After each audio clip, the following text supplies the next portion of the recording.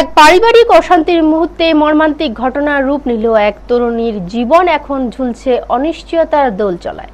কমলপুর মহকুমার কাইমাছড়া এলাকায় বুধবার বিকেলে পারিবারিক কলহের জেরে বিষ পান করেন 23 বছর বয়সী গৃহবধূ।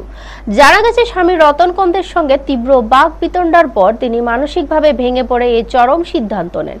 পরিবারের সদস্যরা দ্রুত তাকে উদ্ধার করে কমলপুর মহকুমা হাসপাতালে নিয়ে যান, কিন্তু অবস্থার অবনতি হওয়ায় চিকিৎসকরা তাকে কুলাই জেলা হাসপাতালে রেফার করেন। হাসপাতাল সূত্রে জানা গেছে তার শারীরিক অবস্থা অত্যন্ত সংকটজনক।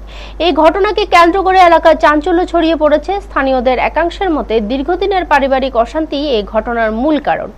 ঘটনার পর পারিবারিক সহিংসতা ও মানসিক চাপে এমন ঘটনা বাড়ছে কিনা তা নিয়ে নতুন করে প্রশ্ন উঠেছে।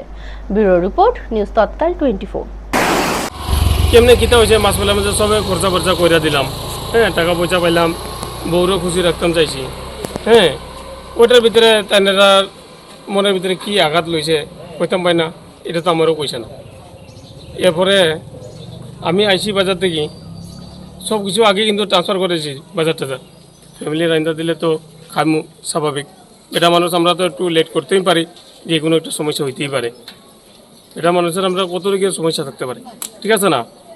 এরপরে আয়া দেখি বাড়ির ফ্যামিলি রান্না টান্না করছে না, তে আয়া উঠাইলাম, বেটি কিন্তু ঘুমে আসলাম, ঘুমের পরে থেকে উঠানি পরে উঠাইলাম, রান্না টান্না করলো। এরপরে পরবর্তী আর কিতা হয়েছে আর আমি কইতাম বললাম, আমি সানে গেছিলাম, এরপরে থেকে আয়া এই অবস্থা দেখছি। হ্যাঁ, স্বামী স্বামী কি হয়েছে আমরা কইতে পারি না, আমরা তো বড় সমস্যা আনন্দ পার না, কইতে পারি না। আপনার কি হয়?